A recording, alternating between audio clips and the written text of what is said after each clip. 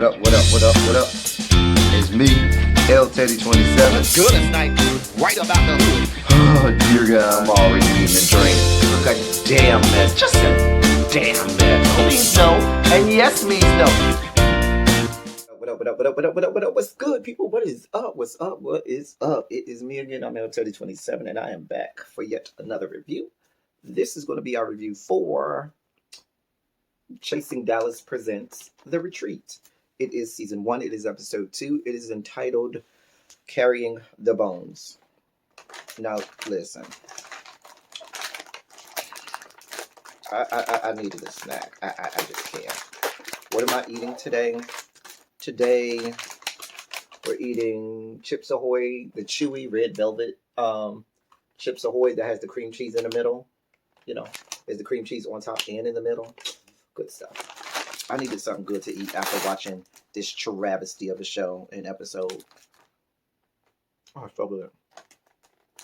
That's good.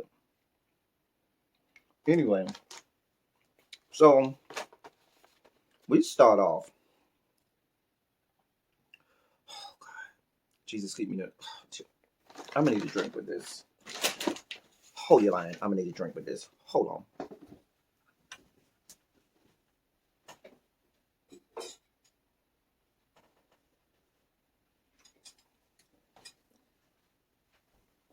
I just so happened to be sipping while I was watching it. Because you can't make it through fuck shit and fuckery like this without a drink. So since I was already drinking, y'all, I ain't even got to any part of the review yet, and I'm already flustered. Already. We start off with Dre Simber and Trey Howard still arguing about just dumb shit. And my thought was, bitch, we on day 1. It is way too early in this adventure for all this kind of energy. And rah, rah, rah, sis, boom, bah. And Trey Howard was exhausting. Trey Howard. Oh, dear. I'll talk more about that young man because help me, Jesus. Help me, Lord. Help me, God. So, oh, God. Reese, after, because I don't have nothing else to say about this argument between Dre Simber and Trey Howard. I talked about it last episode review. I ain't doing it no more. So then you got Dre Simber. Why do I feel like I'm low today? I don't know. Then you got, not Dre Simber, you got Reese, Trey, Ariel, and Dior. They out on the little deck or whatnot. And Reese says, watch out for Eric. Something about him reading the shit out of somebody named Robert, who at that point we didn't know who Robert was. Because I was like, I don't even know who Eric is yet, much less Robert. But I guess. Then we had the narrator and the cure. I mean, they went on for a little bit about Robert. Apparently, Dior and Trey Howard are friends with Robert or whatnot, which I guess means Ariel's probably friends with him too, since they all friends. So maybe he's going to be on the next season. I don't know, but they all seem to be talking about him. So then, because I was trying to make the connection as to how or why we're randomly talking about somebody that we don't know who they are or where they came from, but I guess.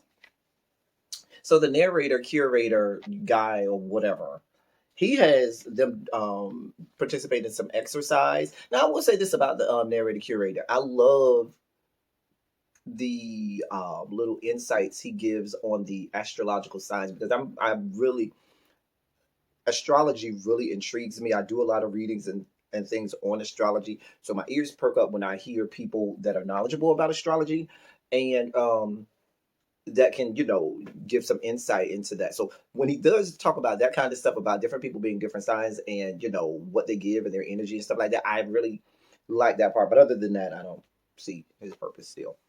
Anyway, he has them do some exercise to align their chakras and whatnot. So, listen. From the beginning from last episode, even through this little exercise, Trey Howard was doing a praise dance and shout for Jesus all over my last fucking nerve. Do you hear me? That woman, that woman was shouting for Jesus all over my last good nerve. I just can't. I mean, he was he was just way too over the top, way too extra, way too out of pocket. I mean, every emotion that he showed was some type of was an extreme. There's no in between. There's always extremes. And you know what it looked like to me, if I'm being brutally honest, he was not a main cast member last season on Chasing Dallas, and I guess he's got the green light to become a regular cast member now. So now he has to establish himself as that girl, or the loud one, or the obnoxious one, or the messy one, or the one that always got something to say, and it's just not attractive. It's not cute at all. It's so aggravating and so annoying. And even when and if he does have something good to say, I just don't want to hear it because I don't want to see him. I wouldn't want to be around him. It was just aggravating. So when it was because he was out of control, everybody was drunk and everything. And so when it was Dre Simmer's turn to talk, Reese was kind of got fed up with everything because nobody else, everybody was kind of drunk and not really paying the curator or narrator or whatever he is any mind, and really wasn't participating in the exercise correctly. And so Reese just had this big blow up on Dre Simber. And I wrote down that energy should have been directed at everyone because everybody in there was just as drunk, just as non-participatory with the exercise. It wasn't singled out to Dre. It wasn't Dre Simber alone. And so I just was like, well, why is he just singling out Dre Simber? They shouldn't have done this after they have been drinking. Once they saw that, yeah, these girls are pretty drunk, they've been drinking, y'all should have said, let's postpone this exercise or activity until tomorrow after they get a chance to sober up because that just wasn't the best time to do it because you knew they weren't going to take it seriously. I mean, I don't know. Reese storms off.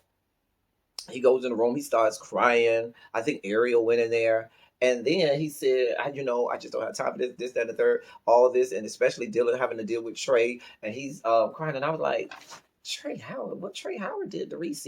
But then I thought about it and I said, I know this motherfucker is not in this role crying real tears about Trey Womack. Baldy Locks. Dr. Miami's newest patient. A bitch who ain't even on the show and we don't give a fuck about, and a bitch who you said been lying on you, but you crying about him. Jesus. Really? Trey Womack. That's who we crying about. I need a drink. I can't.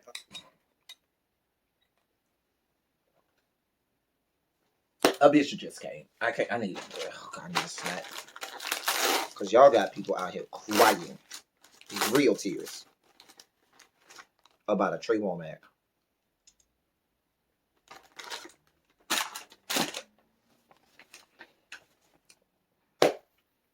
A mess. Just a fucking mess. Anyway, we have a flashback from 2 weeks before the retreat. It was some ball or something that they were having. So the Robert guy, who they've been talking about, who none of us know, he was either participating in the ball or he was put the ball on. He was putting the ball on, or it was his ball. I don't know. He was there at the event. So Dior and Ariel and Trey are friends with him, and we find out that he's a nail tech with a grill. Which, I mean, it happens. So Eric apparently had said, I've never seen a nail tech with grills. They said the comment was shady. I didn't really see it as that bad because I might have said the same thing. Damn, I ain't never seen no nail tech with no grills. I mean, goddamn. You gonna, sell me, you gonna do my nail to then sell me a 8-ball or, or sell me a dub, afterwards. I mean, be like, I'm gonna finish your nails after I finish fucking this bitch up over here. I'm gonna go whoop this bitch ass real fast, and then I'll be over here to do your nails, okay? Let me go on over here. I don't know, but it was not that bad. They blew this comment way too far out of proportion. It was just They called it being shady. I didn't really see it as shade at the beginning. I think later on, Eric made it shade and tried to. It was almost like a defense mechanism. Well, y'all wanted to be shade. Well, then I'll make it shady then. And he started to add more to it that made it worse. But in its inception, originally, it wasn't shady. It was just a comment. And then there was this whole thing about, well, you can't say nothing. No, you can't talk about nobody if they ain't there.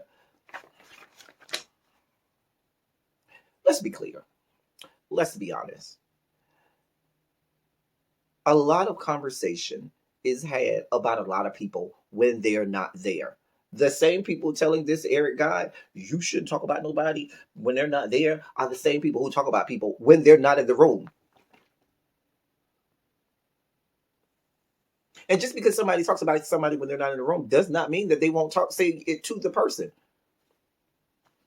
Because someone's not there, you don't have license to talk about them. That would be like me saying, oh, I can't do a review on this show because the people are not in the room with me, or I can't talk about them or say nothing about them because I don't know them and they're not in the room with me. I mean,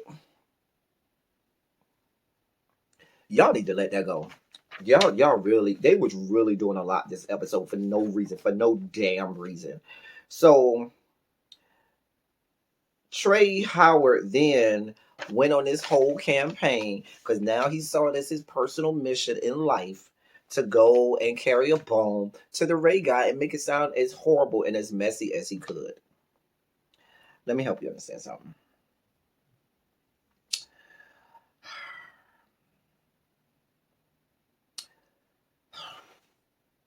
The way my bowels and my colon are both set up, I don't know how much of Trey Howard I can stomach anymore. I just don't. At least on this episode, it's a lot. This woman is working my bowels better than a bottle of Fleet. Do you hear me? Because I'm about to have violent diarrhea just with her. Listen, every time he came on camera, there was this faint scent of failure and faggotry that followed him, that permeated through the screen. I just couldn't. He goes to the Robert guy, carries the ball, making it sound way worse than it was. And in my mind, I'm like, first of all, if I'm the Robert guy and Trey comes up to me and tells me this, I'm probably going to look at Trey like, well, what did you say? Did you defend me? Because you're supposed to be my friend. Did you defend me? Did you tell that bitch, hey, bitch, that's my friend? Don't be talking about my friend like that. Did you do any of that? Which he did not. He didn't say nothing. He laughed, kikied, and kept it moving. He said nothing in defense. He let it lay there. But then when you carried the bone over the Robert guy, you tried to make it like it was this big, horrible thing, and he was dragging you up and down and sideways. Because if I was Robert, I would have been like, so you just going to sit there and let a bitch drag me and not say nothing? That's the first thing. See, let me help you understand something. Trey Howard, listen, sweetheart. A real friend, okay, would have checked the person immediately. They would have said, hey, Eric Boo, I don't know you that well. I just met you. You over here talking about Robert? That's my friend. And that came off shady to me. And I'm not here for people just shading my friend that you don't even know my friend like that. How about you? See, you're supposed to check him first. And then if you check him first and gather that woman, then you can go and the story becomes different with your friend. You could be like, child, this woman was coming for you. Don't worry, girl. I gathered that hoe anyway because she tried to come for your throat and I had your back. Now, if you want to go over there and check her too, you can. But just know that woman wasn't going to talk about you in my face without me gathering her. But that's not what happened. That's not what happened. Friends like Trey Howard are the type you need to avoid. Let's be clear. Because these are the ones riddled and mired in messiness and fucking faggotry. Messiness, fuck shit, fucktitude, and faggotry. They are the ones who want nothing but to keep the fuck shit up. Because if you, with the way he handled this situation and admitted that it was his personal job and personal mission to go out and carry this bone and make sure that it was carried in with all of the smoke. I was like, girl, find you a 9 to 5. Find you something to do with find you some real life goals. Girl, fi- find you some fucking business, Trey Howard, please. Cause I can't. I promise you, I can't. I can't. I just can't. That's the type of person you don't want as a friend. And it sounds like to me, either it sounds like to me, and it looks like to me, him and Robert are not real friends. He knows who Robert is. Robert might be close to a friend of Trey Howard's, but that can't be Trey Howard's real friend. And so many times you see people throw out the term friend to people who they're not friends with, who may be an associate, and may not even be an associate, may just be somebody you know. That ain't your friend, sweetheart, because that's not how friends do other friends. And to the Robert guy, if Trey is not your friend like he probably professes to be, I wouldn't even entertain that level of just messiness. When he came at me, oh, you know such and such, I would have been like, hold on, I got a lot going on tonight. If that dog baby don't have the strength and courage to come and say it to me, it ain't that serious. I will keep it moving because I don't involve myself in that level of messiness, punk shit. That and so when you proliferate that and perpetuate that and feed into the Trey Howards and their fuck shit, you become a part of the punk shit too. And you become just as messy. See, y'all got it all twisted, but grills and all, face tats and all, you just as much as of a.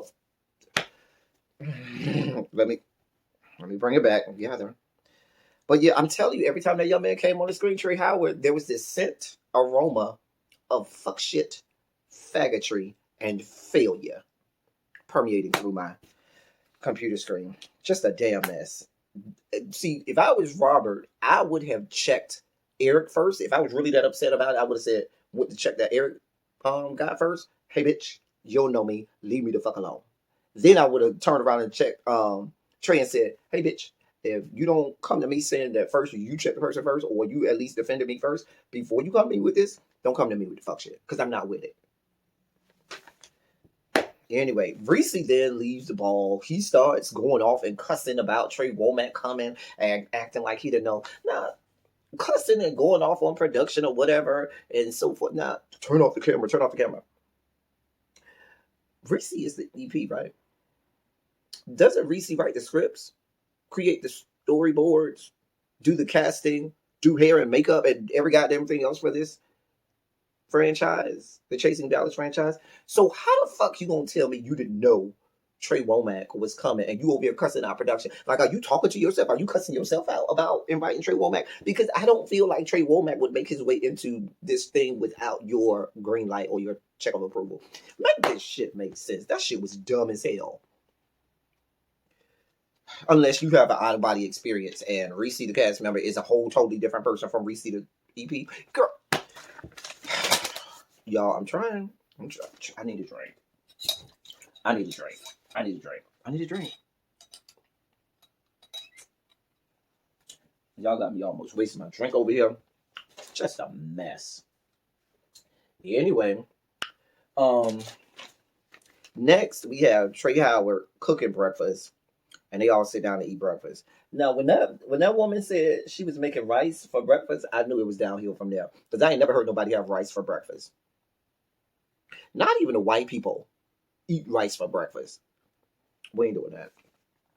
That would have been a moment that I would have said, "Oh," and I think he was smart enough to know. Let me put a box of cereal on this good table with some milk in a bowl because a bitch might not want to eat this food that I claim that I cooked or fucked over. So as opposed to me, disturbing my gastrointestinal tract any more than Trey Howard's mere presence does. Let me not put this food in my system. Let me just get, pre-processed and pre-made food out of this cereal box, pour this good frosted flakes, some cereal, milk, and a couple cubes of ice in there and keep it moving. Because I ain't gonna let you fuck me up. Mm-mm. At some point, Dre Simber apologizes to Trey Howard, about how they started and, the comments that he made on the live and so forth, and said, let's start over this, that, and the third. Great.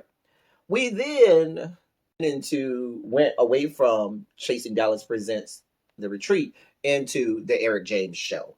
Because Eric James proceeded to undress his own self, take off all his clothes, and walk around naked. I mean, That basically is what he did, because he undressed himself. As much as he was trying to defend himself, he, dug his own grave and undressed himself. He read himself more than he read anybody else, because he was saying some of the most asinine things to defend whatever it was he called himself trying to say. It was just stupid. I mean, at the end of that whole back and forth that he was having with everybody, I was like, yeah, this young man seems to be a part of the sub 70 IQ score coalition. I don't understand. He just kept going and going and going. I had all of this to say about this, that, and the third. I had all this stuff to say, but he had no time to listen or hear anyone else really say anything. I'm glad the curator guy talked about him being an Aquarius, because Aquariuses tend to do that. I know quite a few of them, and when they get in these situations where they feel like they're being attacked, they feel like that. They kind of all of the Aquariuses I know, they kind of shut off. They either do one of two things. They're going to either shut off, meaning they're not going to hear you at all, and just start running at the mouth, or they just going to shut off, not hear you, and just get real quiet. But either way, they're not listening to you. They're not going to try to listen to you. They're not going to try to intake anything you say to them, because they always have that thing. Oh, you attacking me? You coming for me? That means I don't need to hear nothing you said. He was a mess. But at the end of the day, let me say this. I also see that there is there is a double standard that I'm noticing. There is a double standard for Dre Simber and Eric James, because these two men are both new to the cast as well as new to Dallas. And there seems to be a certain amount of hazing going on, where the girls feel like, well, let me take them down now, or let me gather them before they get a chance to get their legs underneath them. Let me go ahead and get them together now. Because the things that they're accusing Dre Simber and Eric of doing are the same things that they do.